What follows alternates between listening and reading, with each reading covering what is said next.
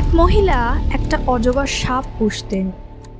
সাপটাও মহিলাটিকে অসম্ভব ভালোবাসত।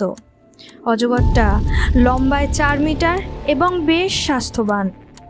হঠাৎ করেই একদিন আদরের অজগরটি খাওয়া বন্ধ করে দেয়। এভাবে কয়েক সপ্তাহ চলে গেল, সাপ কিছুই খায় না। আদরের সাপের এমন অবস্থায় মহিলা দুশ্চিন্তায় পড়ে গেলেন। উপায় বুদ্ধি না পেয়ে শেষমেশ সাপটাকে তিনি ডাক্তারের কাছে নিয়ে গেলেন।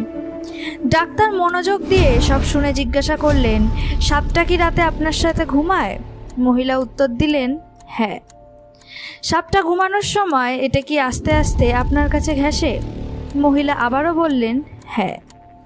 ডাক্তার এবার প্রশ্ন করলেন, তারপর আস্তে আস্তে আপনাকে চারপাশে কি পেঁচিয়ে ধরে? মহিলা বিস্মিত হলেন এবং জবাব দিলেন।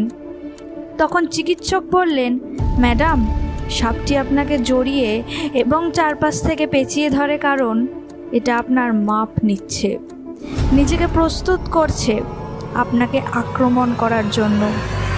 আর হ্যাঁ, সে খাওয়া বন্ধ করেনি, করেছে যথেষ্ট জায়গা খালি করতে, যাতে সহজেই আপনাকে হজম করতে পারে। এই গল্পের মোরাল কি জানেন?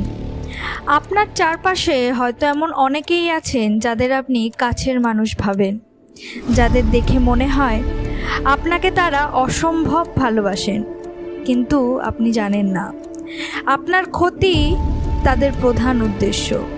আমাদের সমাজে এখন এমন সাপেরই অভাব নেই।